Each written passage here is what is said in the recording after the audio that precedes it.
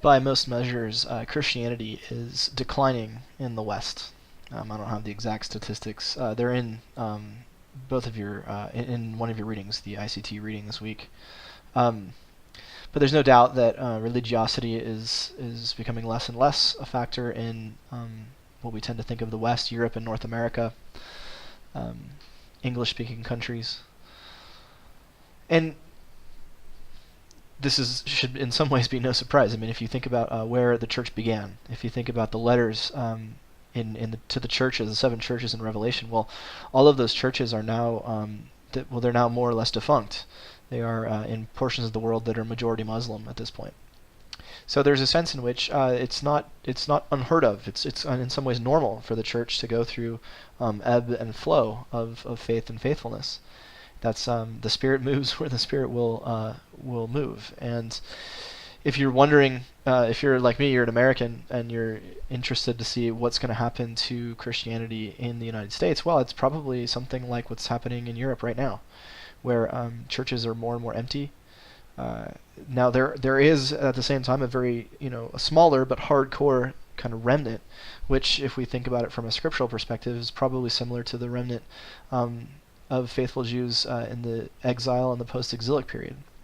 There's this sense that even though God brings judgment, and even though sometimes the Spirit moves about in ways that are probably not what we want, God still also fashions and cultivates a future seed of growth for His church.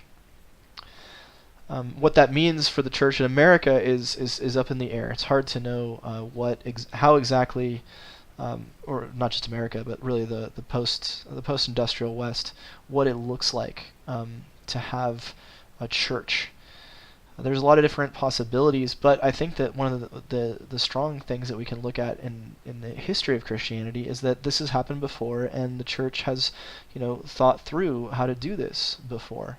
And I think, at least at a kind of a bird's eye view conceptual level, really what you have with the Old Testament, the exile, and the remnant, the faithful remnant, and then really in the medieval era, or really just the the collapse of the Roman Empire and Christendom, and how the church kind of battened down the hatches and sort of just kind of made it through quietly under the radar of the culture during the Dark Ages.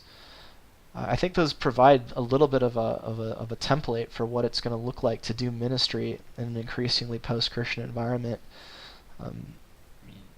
Depending on how Catholic you want to do your history, there are some Catholic historians who think of the way that the church developed the life of the monastery and the way that the monastery worked, where it was sort of like this.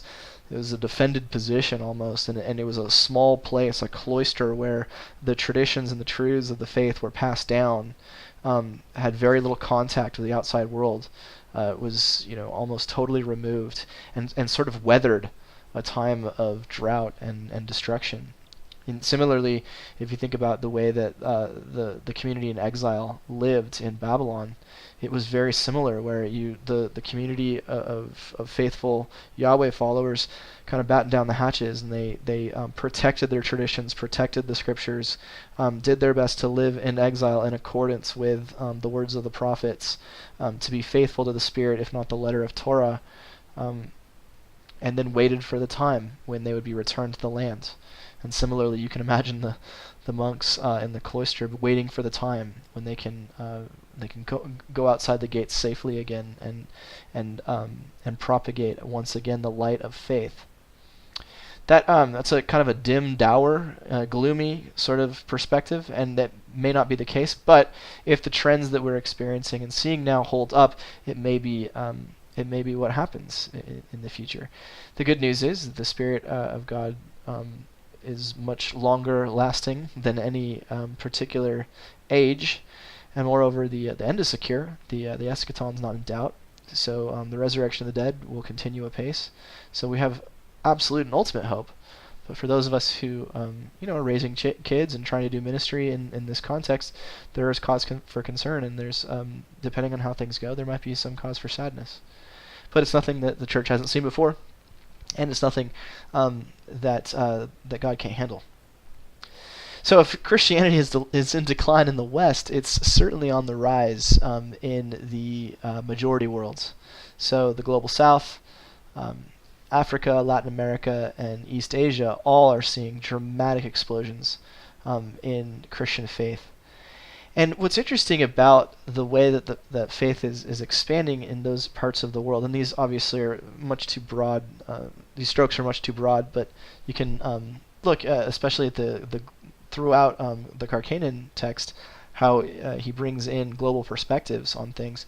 Um, what we see is we're increasingly seeing quote-unquote non-Western expressions of Christian faith.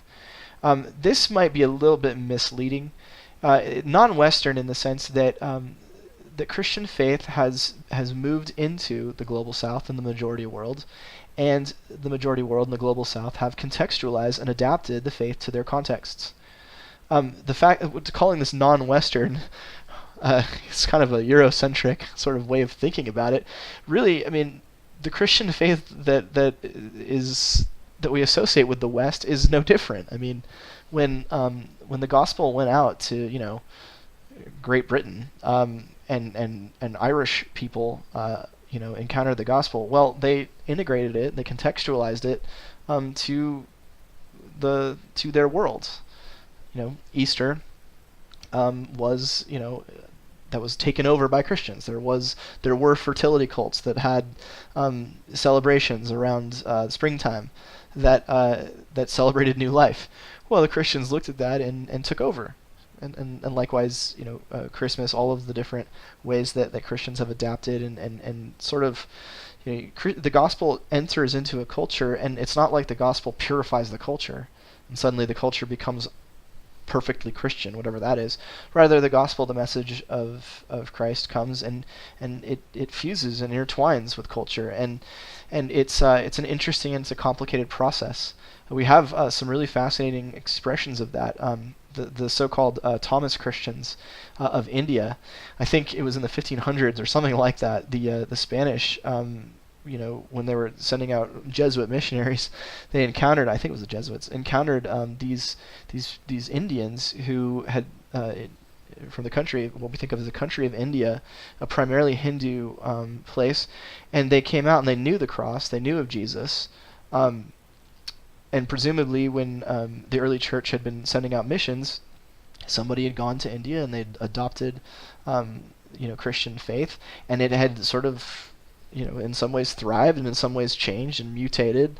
And so there's this very interesting historical moment when the Western Church encounters Indian Christianity, which is Indian and Christian and very different from Western Christianity. And so there's some interesting experience there. Anytime the gospel moves to a culture, you don't want to say the gospel changes, but it certainly doesn't find expression outside of embeddedness within a cultural context. It just doesn't work. When you convert to Christianity, if you're a Japanese person that converts to Christianity, you don't become a Western Christian. You become a Japanese Christian, and that's going to have implications for what the church looks like and what the gospel looks like. So some of the large contours we've seen that in the global South, Christianity tends to be expanding Christianity tends to be largely charismatic Pentecostal.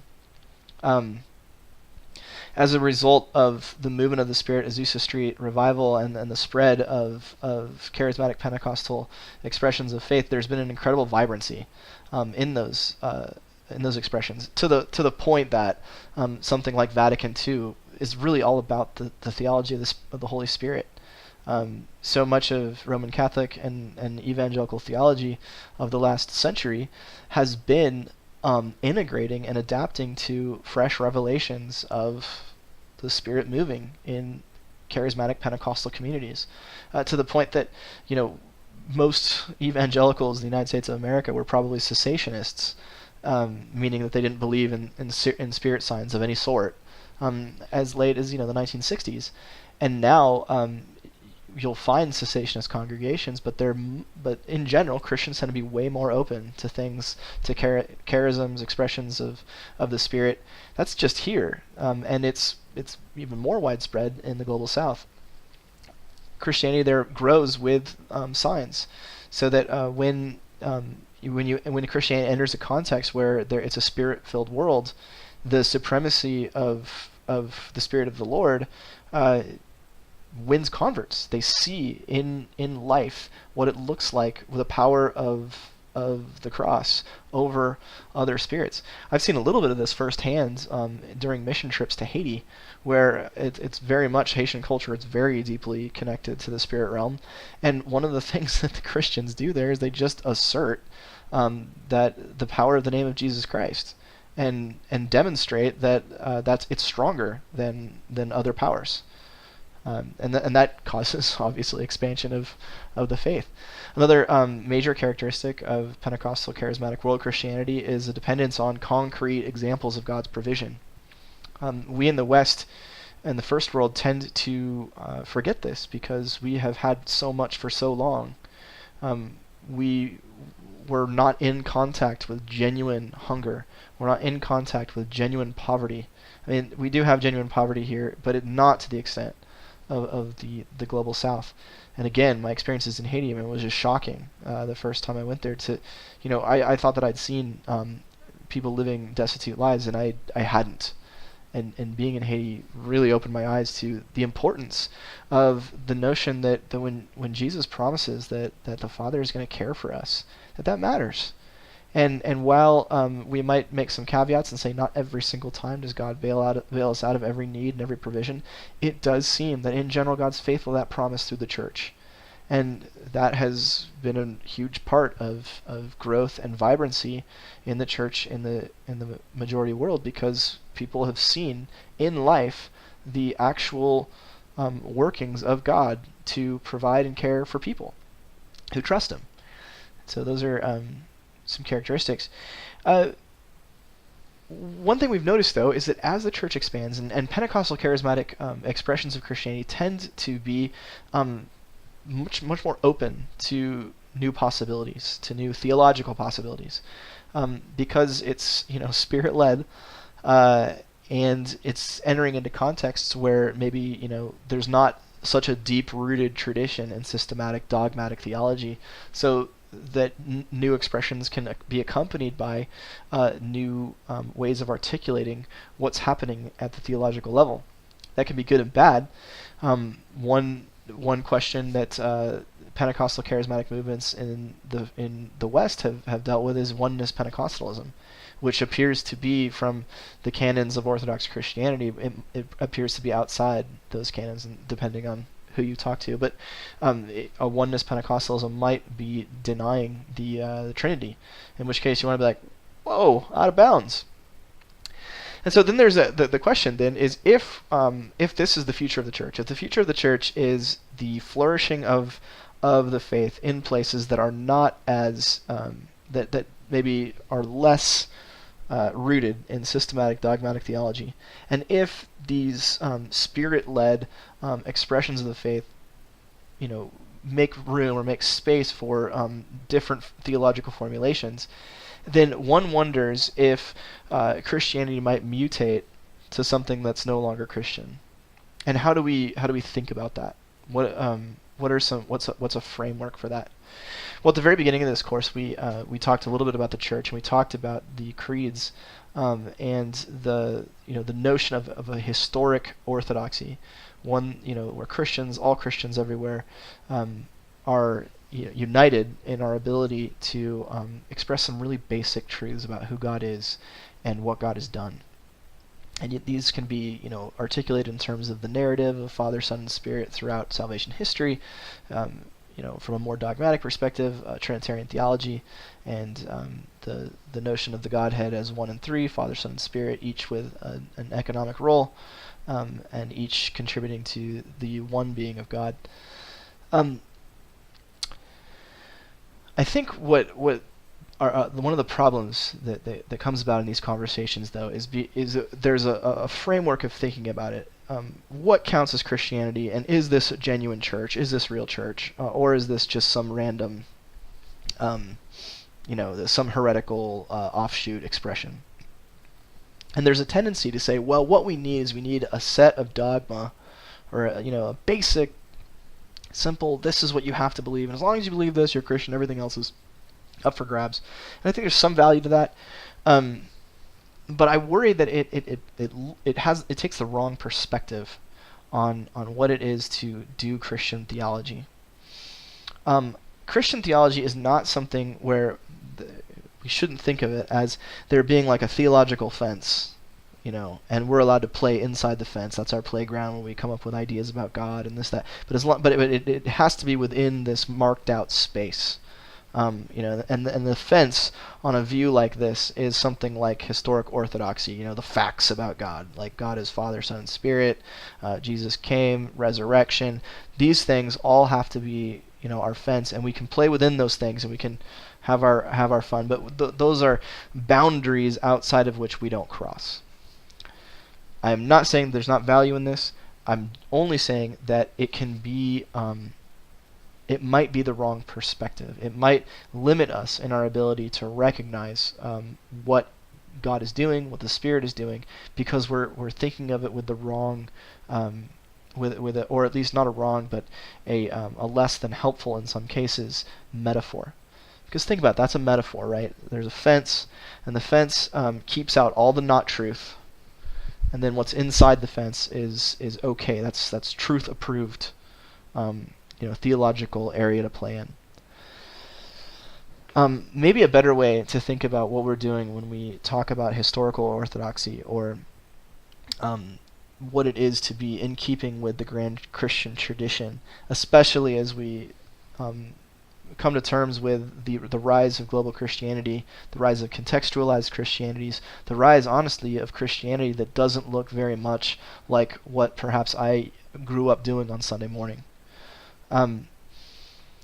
So when I have a friend who he's I think he's a mechanical engineer, might be a different kind of engineer, but basically his job is he goes for 1 month at a time. He goes out to I think off the coast of Yemen or some country in the Middle East, the Caspian Sea, I think, and off the coast of whatever country in the Caspian Sea, he works on an oil rig. And his job is to make sure, I think, that the oil rig continues to operate and that they, get the right number of barrels of oil that hit their targets, whatever it is, and that's kind of what he does. He's there for a month, works, 20-hour days, like just go, and then comes back. Every time he goes, the oil rig is in a different place. It's in a different place, but it's close to where it was the last time, and the reason is that there's storms in the sea. There's the places where they drill are sometimes need to be different. They move around, and so what's happened is the people who designed the oil rig, they designed what's called a semi-submersible oil platform. And what this means is that the platform itself is seaworthy. It's like a boat, but it's stable enough that it kind of stays in the same general area. So half of the platform is actually underwater at any given time. And so I think when my friend goes to sleep, he's sleeping in quarters that are underwater. And so his window looks out, into the deep if he has a window. And then he's above water while he's working. So that the platform itself, much like a ship, is partially submerged underwater. And it's floating and it's moving on the waves. But it can't go just anywhere. The platform can adapt to the movement of the waves, and the pipes, I think that they're not even pipes, they're like they move, they sway as they go down to where the oil is extracted, and the platform itself is connected with a series of chains and cables down to a bunch of several different places on the ocean floor. And so what you have is these fixed places on the ocean floor that come up with a whole bunch of slack, and they allow the platform as a whole to move wherever it needs to move in order to remain stable and yet flexible as the various storms and tides and currents move the platform about. That strikes me as actually a pretty good way of thinking about the role of historical orthodoxy as kind of an anchor that is designed to give freedom to the church, so that wherever the church finds itself, in whatever circumstances or context it finds itself, there is a way to recognize that different contexts and different needs are going to require different expressions, wildly different expressions, to the point that sometimes it seems like the platform has just moved hundreds and hundreds of thousands of yards away from where it was, but yet it's still connected to the floor of the ocean. And so what the anchor does is it's not there to limit, it's not there to box out, or to, what it's there to do is to give like some stability. It's there to give some rootedness, so that as the platform moves, where it needs to move, it always has a place that it can call home. So when we think about non-Western Christianity, and we can think about majority world Christianity, we can think about contextualized and global Christianity. As we think about these things, we can say with some confidence that it's okay for the house church, the house underground church in China, to thrive in wild, strange ways that just don't look like what we're used to. And making pronouncements, we're like, whoa, that's not kind of how I thought about God, but okay. It can have the freedom to do that, because it's in an entirely different world than we are, and yet the role of Scripture and historical orthodoxy, the tradition, is to keep it rooted, keep it grounded, so that however far it moves over here or over there, it still has this basic conviction, this basic self-identification with the first community that heard the gospel of Jesus. Which in a way is a nice capstone to our class, because we started out this class talking about this very thing. We had some quote from Leslie Newbegin, Gospel in a Pluralist Society. We had a quote from James McClendon III, and both of them, and then we also had a quote from Vatican II. And what was interesting about all three of those quotes really contextualized the importance of the self-identification of any Christian community with the disciples, with the first community that received the message of Jesus and then took the gospel of his life, death, and resurrection to the world. Being able to say, that's me, is the thing that connects us to the church, the primitive church, as it were, and what the content of that is going to include, so long as we continue reciting the stories of the Scriptures, as so long as we continue to use, say, the works of Paul and the Psalms as our spiritual guide. It will continue to have the necessary components, but that self-identification, that recognition that when Jesus is talking to the disciples, he's talking to us. Wherever the community is, so long as it knows that, so long as it knows itself in that way, it's going to be rooted. It's going to be connected. The history is there. The one church is there, and then there's space. There's a rootedness that gives that space for the oil platform to float wherever it needs to go.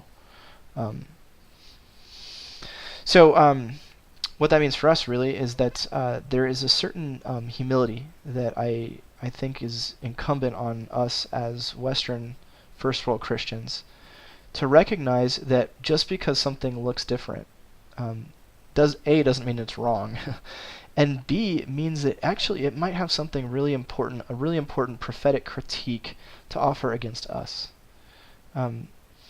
So when our church does missions to Haiti, one of the things that we talk about when we send our people down there is, we're not there to save them, okay? We're there to serve them in ways that we can, because we have material blessing that they don't.